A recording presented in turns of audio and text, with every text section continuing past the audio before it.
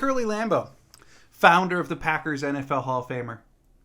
Do you believe that the Packers should pick up Jordan Love's fifth-year option?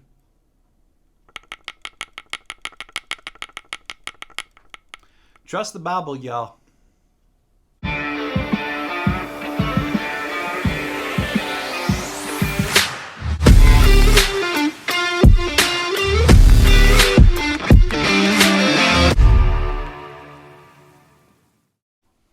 What's up, everybody? Welcome to another episode of Lombardi Time Brews, where I'm your host, John Delray.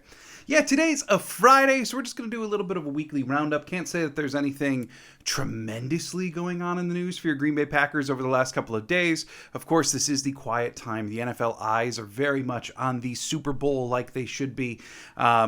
Just not a lot going on, but still, because of Radio Row, because of all of the media at the Super Bowl, there are some stories that are circulating, some things being talked about.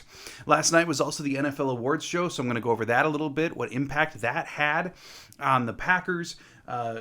Not much of one, to be honest, but we are going to dive into that a little bit as well. So thanks for joining me on this Friday. If you're new to the channel, just hit like, share, subscribe. We are almost to 400 subscribers after only one season of doing this. I just started doing this in August with these couple episodes a week. So incredibly happy to have you here. So incredibly happy to have you joining the discussion about the Green Bay Packers, the team that I think most of us, I think there's quite a few people that are subs that aren't Packer fans, in which case, welcome. But the team that most of us love, the Green Bay Packers. So, news topic number one, and I got 5 items for you today. This just happens to be number one, Rich Bisaccia. He's one of the top special teams coaches in the NFL, but he is most certainly number one in our hearts. He is still a candidate for the Indianapolis head coaching job. Yes, just this morning, it was widely reported by several insiders amongst several teams that they have trimmed 3 individuals off of their head coaching search. Now, the Indianapolis Colts have had a pretty extensive head coaching search. It's gone on for weeks, of course, after Jeff Saturday's interim job during the season. They've gone through a long list, done second interviews with most of them. Certainly a more extensive head coaching search and interview process than we're used to seeing in the NFL. One of those candidates was our special teams coordinator, Rich Bisaccia. Well, 3 names that we know of got trimmed this morning, one being the offensive coordinator for the Giants, Mike Kafka, another being Wink Martindale, defensive coordinator of the Giants. But nonetheless, Bisaccia still around. Now, he's not the only one. It's not like we're into their top 3. There are a few other notable names, one of which being their interim coach, Jeff Saturday. Another one being Eric Bieniemy, offensive coordinator of the Chiefs. So, is Bisaccia likely to get the job? We don't know. What we can say at this time is one of the Packers' most beloved, probably one of our best coaches, is still very much a candidate for the head coaching job in Indianapolis. And I said, as soon as I heard that he was getting an interview, I said that he is the type of personality. He is not necessarily a playbook guru on the offensive or defensive side. What he is, and why Rich Bisaccia has been so successful for a long time in the NFL, is he's just straight up a leader of men. And it's very easy to see why that temperament, why that persona could play well to an owner like Jim Irsay and a blue-collar team like the Indianapolis Colts. So, will he get the job? It probably still isn't likely. But the fact that he's still being considered this far down the road makes me feel a little uneasy as a Packer fan hoping not to lose one of the best coaches at 1265 Lombardi. So, moving on from that, just one quick reminder before I dive into the rest of the news topics. Yes, as I mentioned the other day, there is a brand new bobblehead being put out by Foco. This is Reggie White's Progate series. Reggie White bobbleheads don't come around all that often. We've seen a couple more in the last couple of years, but if you are at all interested, I've got a link down in the bio. I do not benefit from this link at all. I'm just purely putting it there for you in case you want easy access to the bobblehead. It is a limited number. They are expected to sell out. I know the Pro Shop, I saw yesterday that they announced that they're even getting an allotment of them, but theirs are going to ship out about 3 months after Foco's do. So do with that what you will. If you want the bobblehead, it's there. Also, as I mentioned the other day, Foco messed up the background on this bobblehead. Still a quality bobble, but the whole point of this Progate series is to put the players in front of the stadiums that they would have played in. And they put the 2003 renovated Lambo behind Reggie White, after he was done playing. So if you still want it, it's there. Links to the bio. So moving on to the next note. Last night was the NFL Awards show. The whole Academy Awards thing that the NFL does now. Basically, here's the deal. No Packers were in serious contention for any of these major awards. I know some Packer fans felt as though David Bakhtiari should have been in the conversation for Comeback Player of the Year. I know some Packer fans felt as though Christian Watson should have been in the conversation for Offensive Rookie of the Year. But realistically, it was pretty clear a while back that those weren't going to happen. One award, one major one that the Packers actually had a chance at was Aaron Jones and the Walter Payton Man of the Year award. And this is the second straight year that he's been a finalist for the award. But unfortunately, last night, the award was awarded to Dak Prescott. And I'm not going to sit here and disparage and say that someone who was nominated for the Walter, he shouldn't win it. I mean, you should be incredibly happy and proud of any of these individuals who give back to their community so much that they're identified as a finalist. And I'm certainly not going to sit around and say, well, him giving money to poor kids and him working with mental health wasn't as worthy as Aaron Jones doing it. No, that's nonsense. But the truth is, what we can do and what we can take from this loss is recognize Aaron Jones, that even though he didn't win the award, 2 years in a row has been a finalist for the Walter Payton Man of the Year award. That's incredible. The work that Aaron Jones does in several communities, including where he's from in El Paso, in Green Bay, all over, is notable and commendable. And that does nothing to say of the player that he is on the field, which is why people love him in the first place. But he's taken that and translated it to a life of service off the field. And so, just to give a recap of that, because I wasn't even completely familiar with all of his efforts, I decided to dive in and I looked at the announcement from the Packers when they nominated Aaron Jones as their Man of the Year award recipient. I wanted to take a look and I wanted to see what they detailed as his accomplishments. So here's a couple paragraphs from the Packers website detailing why Aaron Jones should be the finalist, why he was their finalist, why he should have won the Walter Payton Man of the Year. Having grown up with two parents in the U.S. Army and with other loved ones who have served, causes affiliated with the military are particularly important to Jones.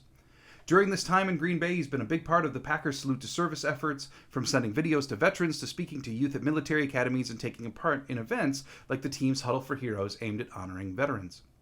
He's visited service members in the hospital, visited military bases including Fort Bliss in his native El Paso. He's also devoted his time this year to serving as the team's Salute to Service spokesperson to help honor those who serve our country. But it goes farther than that. He does a lot more than just Salute to Service stuff. Jones has been involved with numerous programs and charities that benefit kids. He attended a variety of events at the Boys and Girls Club, both in Green Bay and in Milwaukee, and he hosts football camps during the offseason in El Paso and Wisconsin. Jones also has a special connection with kids battling illnesses, including cancer. He frequently visits children in the hospital of those who are facing health issues, whether in person or video chat, and has highlighted them and their courage through the My Cause, My Cleats campaign. He's taken his community involvement to the next level in recent years by building upon the work of his foundation, the A&A All the Way Foundation, with his twin brother, Alvin. The A&A All the Way Foundation is dedicated to making an impact in the lives of children through charitable giving and action, and executes events that inspire, educate, and promote unity and diversity across multiple communities. The foundation helps address children's basic needs, providing opportunities for recreation and fitness, and supporting children in military families. Through the foundation, Jones has done turkey giveaways for needy families in both El Paso and Green Bay, run football camps, given bikes away. His Yards for Shoes campaign donates a pair of shoes to children at Boys and Girls Club throughout Wisconsin for every rushing yard he gains. The foundation also includes the Freedom Is campaign, which focuses on honoring military families each month by raising funds to provide joy-filled experiences to children who have parents serving in the military, such as a trip to the zoo or a family movie night.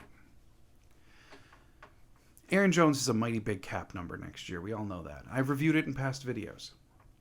We know that depending on when the Packers would trade him or release him this offseason, they can free up either $10 or $16 million on next year's cap. But he's one of the best offensive playmakers you have. And not only that, but he, more than almost any other Packer, I'd argue, embodies the spirit and culture of what is supposed to be the Green Bay Packers. You know, we as Packer fans, we do have a certain level of expectation. It's not just that you play the game and play well. It's that you abide by the Packer way. The footsteps in the snow that Bart Starr, Vince Lombardi, and so many of the heroes of Green Bay have forged before us. And to be a current Green Bay Packer and embody those values, that is truly embodying the Packer way.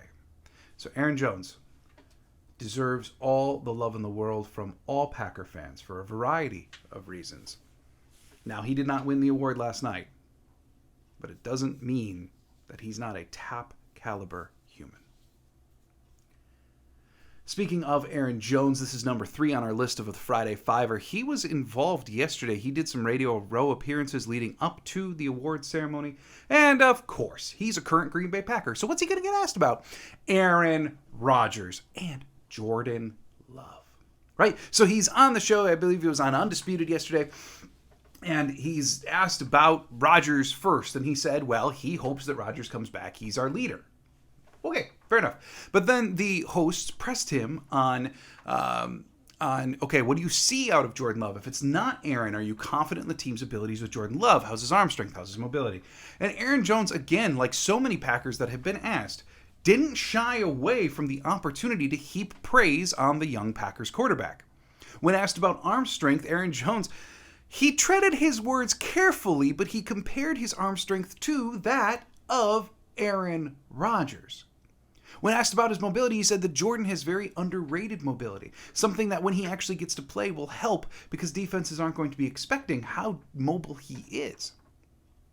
And the other thing that I thought was very interesting, that you have heard in a number of different arenas from, be it Romeo Doubs, Dallin Levitt, Devondre Campbell, all of the guys in the last few months that have talked about Jordan Love, is Aaron Jones said, really, that what's really cool about Jordan Love is he's very smart.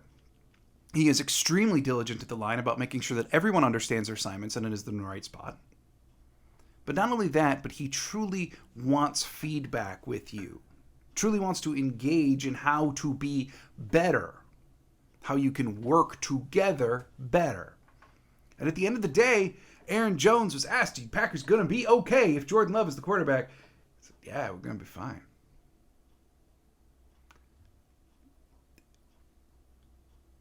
Take it for what you will. But the truth is, the consistency of which people are praising Jordan Love from inside the Packers organization, I do not believe that this is some mass calculated effort to build up his trade value, as some are still alluding. Instead, what I think it is a number of players have genuinely taken note of this is a young quarterback who has progressed. And if your 1A running back is saying you're going to be fine, maybe it's time we start taking their word for it. That the Packers would be fine with Jordan Love at quarterback. You know, speaking of Jordan Love and what's going on there, I have seen in the last couple of days, be it from various media sources, and I'm not going to call them out because I don't want to get into that business, but look, like actual Packer news type places, just reporting nonsense, okay? Here's the deal. Yes, Jordan Love's fifth-year option value has been revealed by the NFL. Came in at $20 million. Basically, when you're picked in the first round, now they redid this in the last CBA. If you're picked in the first round, you have a standard 4-year contract that is offered to you based upon where you're drafted, basically. But then, because you're drafted in the first round, the team has the option to pick up your contract for a 5th year. And they must do that at the conclusion of your 3rd year in the NFL. And that contract is based upon what position you play, averages, etc. It's less exact than something like the franchise tag, but it's a value that you can't know because of all the variables that go into it, that you can't know until you're in the offseason, that it must be decided upon.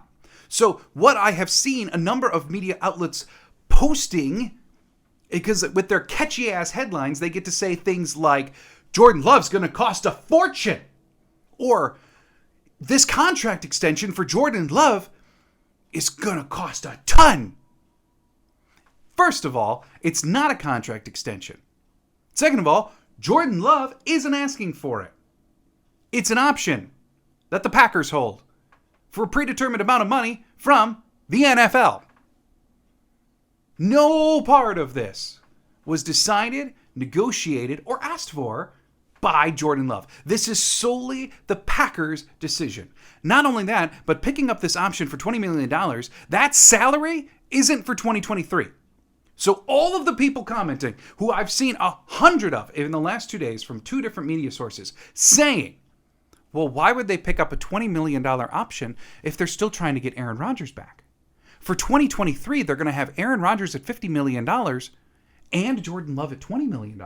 No, that's not how it works. And the problem that I have isn't with the people who don't understand this. The problem that I have is with the reporters and the media sections that decide to put out a headline without further context, without pushing the context to actually get accurate information to the fans of the team that they are supposed to report to. If the Packers pick up Jordan Love's 5th-year option, it does not happen in 2023. They must pick it up the week after the draft. But the $20 million is in 2024.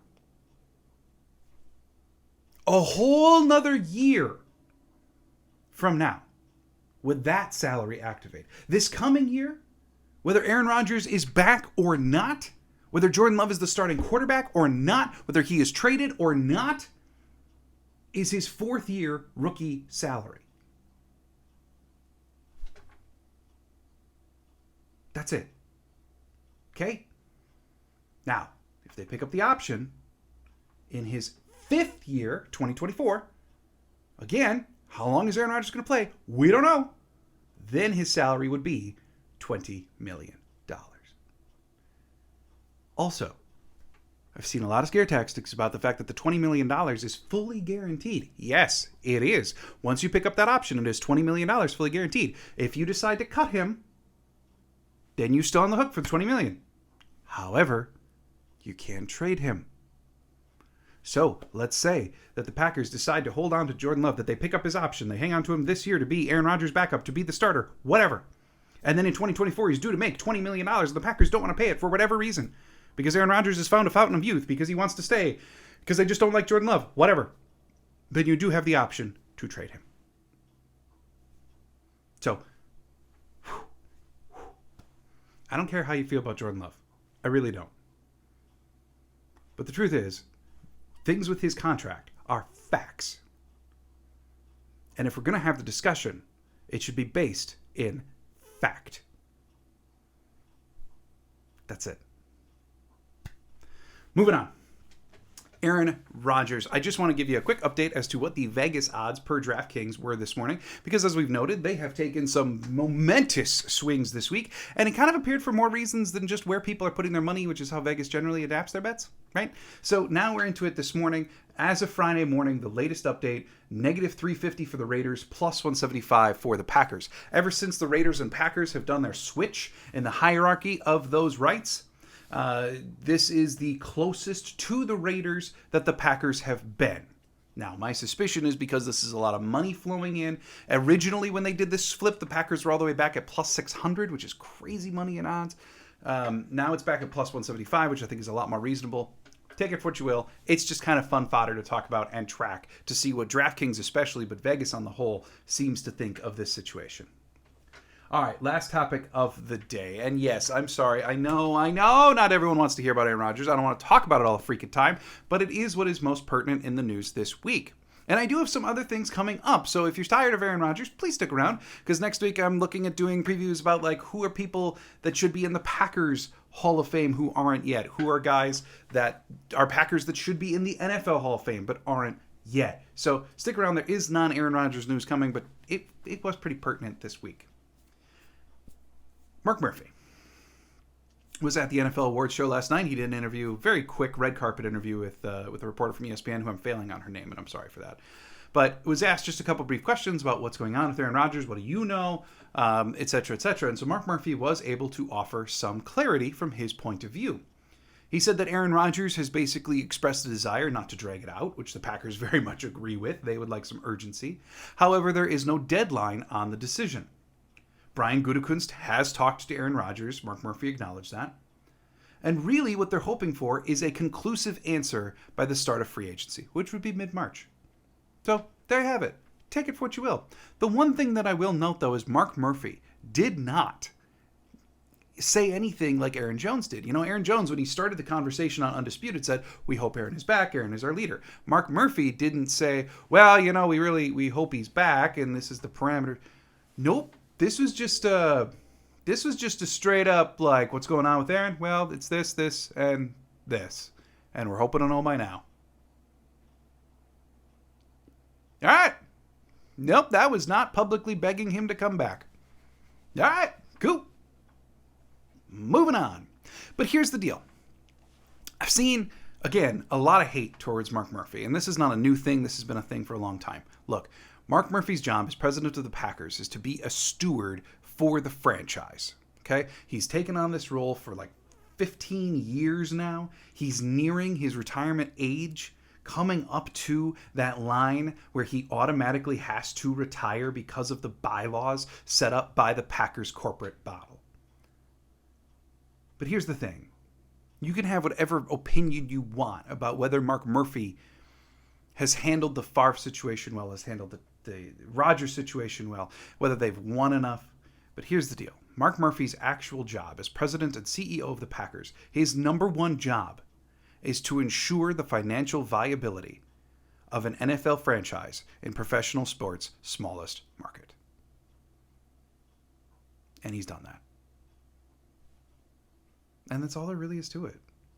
His vision to establish Titletown the way that it is, their real estate development, the fact that they own a whole bunch more land around Lambeau that isn't even developed yet, the fact that the Green Bay Packers and Lambeau Field stand even a remote chance to get an NFL draft in the next 5 years, which I think is going to happen based upon what's been said.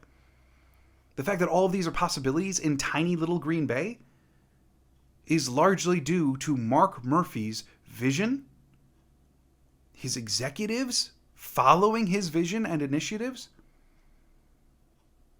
Make fun of the Tubing Hill all you want, but that Titletown development, as well as the tech industries that are there, as well as the businesses that are moved in, and the residential developments, we're all part of diversifying the Green Bay Packers into being a sustainable business model for decades.